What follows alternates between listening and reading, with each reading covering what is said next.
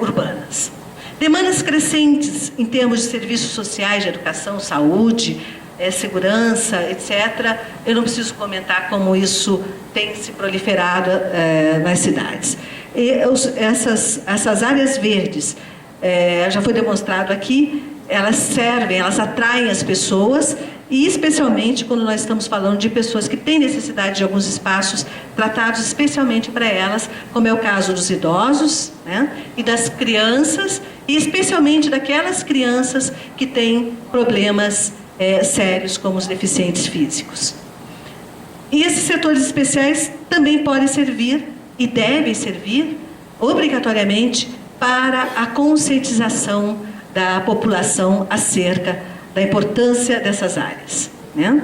E criando espaços especificamente gerados para essas finalidades.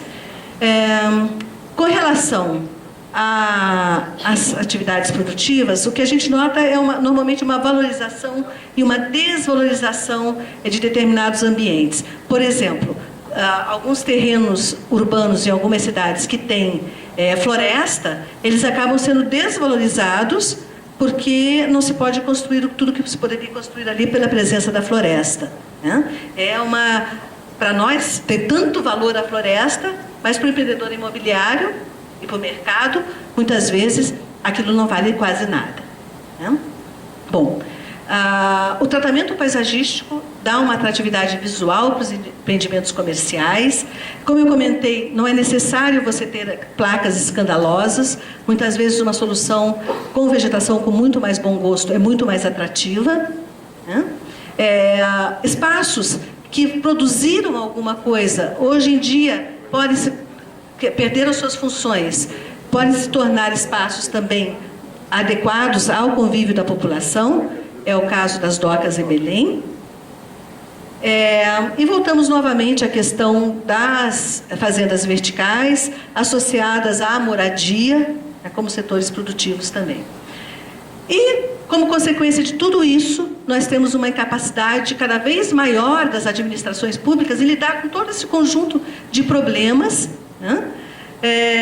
E voltamos novamente à questão de que a vegetação e as áreas verdes podem servir como importantes elementos para a conscientização ambiental, urbana e de qualidade de vida das populações envolvidas. Inclusive em espaços públicos de grande circulação, nós podemos ter o envolvimento daqueles que realmente farão as cidades do futuro. A valorização das paisagens naturais e das paisagens históricas. Estava comentando com o Ramis esses dias, né? As árvores, elas são muito bem-vindas em todos os lugares, né? Mas tem alguns em que talvez se tenha que pensar sobre a sua adequabilidade.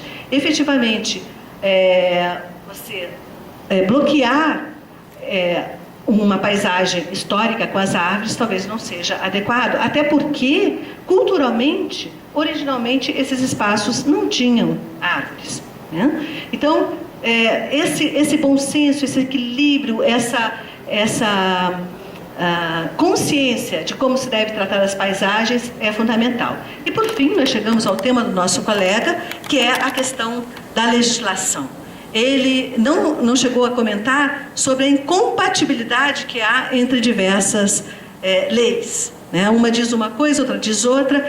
Só para citar um exemplo, a lei de parcelamento do solo fala que a faixa não edificável é de 15 metros para cada lado do rio, né? Aí o Código Florestal já diz que é de 30 em determinadas situações, e assim vai por diante. E em Curitiba nós temos uma faixa de drenagem de 2 metros. O que vale? O que prevalece? Né? E aí começam algumas questões jurídicas, acentuando alguns conflitos. E por que essa argumentação, então, propositiva? Tudo isso para falar que nós não podemos pensar nas soluções de forma individual. Quando nós estamos falando de cidades, nós estamos falando de uma ação que é multi, de uma ação que é inter. Vamos, por favor, bolinhas apareçam. e que é essencialmente transdisciplinar. E por isso que nós estamos aqui hoje reunidos. Nós temos várias formações aqui e estamos tentando discutir esses assuntos de uma maneira integrada. E, ao meu modo de ver, esse é o caminho para as soluções das nossas cidades, buscando a sua sustentabilidade a partir de soluções que sejam ecologicamente corretas, economicamente viáveis, socialmente justas, culturalmente aceitas e eticamente adequadas, né? E aqui o famoso triângulo da reciclagem.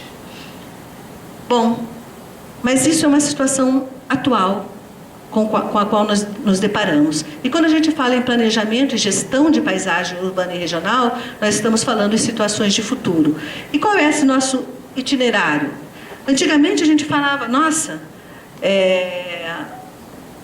como que vai ser a ocupação do território, né? Depois que no Oriente Médio avançaram sobre o mar, bom, eu acho que não tem mais limite, né? Nós começamos a ter que pensar nessas situações também, né? Desculpem, novamente. Nós temos que pensar que a nossa população está envelhecendo, né? E que nós temos que ter espaços para esses novos usuários. E também, ali na direita, nós temos os jovens, né? Os que nem trabalham e nem estudam mais, porque ou já se formaram e não encontram mais postos de trabalho. São usuários que nós temos que pensar nesse futuro, né? E para eles nós precisamos ter novos espaços também.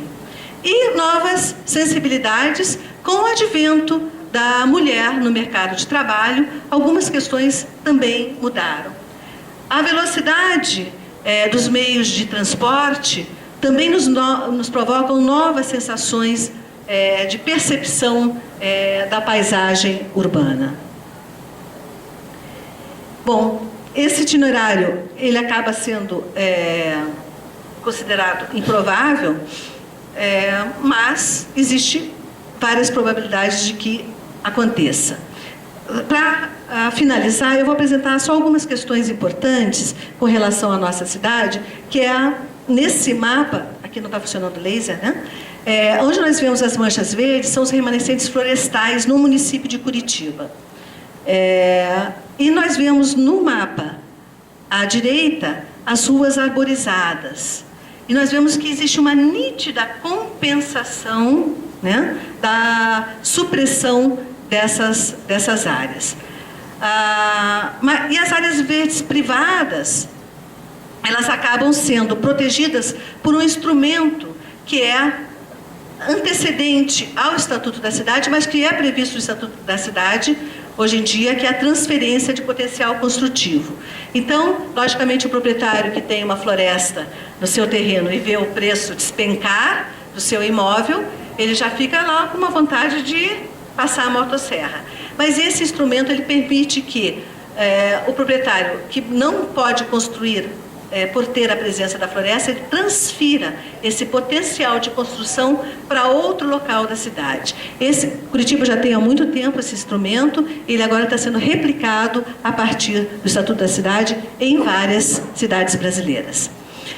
E aqui é um comparativo da minha tese de doutorado da qualidade da paisagem com a presença de áreas verdes. Onde nós temos as tonalidades mais escuras, mais avermelhadas, é onde a qualidade da paisagem foi considerada pela população como áreas mais bonitas, como melhor qualidade de paisagem. E a gente vê uma relação direta aí com a qualidade, com a quantidade do verde, né? Só que, muitas vezes, a população aponta aquela imagem, aquele cenário de grama podadinha, árvore também podadinha, se possível, inclusive, se possível, de meinha, né, como vocês estão vendo ali, meinha soquete, mas no sentido de, não por gostar disso, mas no sentido de ver organização do espaço. E desprezam muitas vezes as áreas mais naturais dentro das cidades, por incrível que pareça. Tá? E uma tendência que nós temos, então, é uma padronização de todas as cidades, é uma tendência da globalização, e nós não podemos deixar que isso aconteça. Essa cidade aqui a gente poderia colocar em qualquer continente, não sei se alguns reconhecem, mas vocês poderiam colocar em qualquer continente desse mundo. E, na verdade, é a cidade-luz, é Paris. E se Paris começa a ficar igual a todo mundo, significa que realmente nós estamos perdidos. Nós estamos começando a perder a cultura do lugar, né? E concluindo, uma ponderação meio inconclusiva, né? Nós temos vários problemas com relação à arborização, tá? Tanto em relação à queda de árvores sobre carros, a questão de podas inadequadas, a conflitos com a infraestrutura urbana, com a iluminação, o afogamento do próprio caule da árvore. E é pena que a imagem esteja pequenininha, porque é uma gracinha. Isso daí é um Ficus benjamina, que ele, além de ser podado como um cubo, eles tiveram a audácia ainda de fazer um recorte no cubo para aparecer o preço da gasolina. A placa com o preço da gasolina. Graças a Deus isso já foi eliminado, né? E o pobre Ficus pôde ter a sua forma natural. Bom, e por aqui nós poderíamos ficar falando, porque eu fui colocando algumas questões e vocês certamente já foram pensando em milhares de outras questões a serem abordadas também. E o meu intuito era justamente esse, era justamente provocá-los. E nesse sentido, eu ainda continuo com uma provocação, né? De que as nossas cidades e o tratamento da arborização urbana, ela está voltada normalmente para os seres vivos, né? Sejam animais, seja o próprio ser humano. Mas nós não podemos esquecer que as nossas cidades abrigam também seres humanos em outras situações bastante precárias. E que nós, e também animais sujeitos a diversas adversidades, né? E que nós não teremos realmente cidades sustentáveis e cidades saudáveis se nós não enfocarmos também essas questões prioritárias em termos brasileiros. Muito obrigada pela atenção de vocês.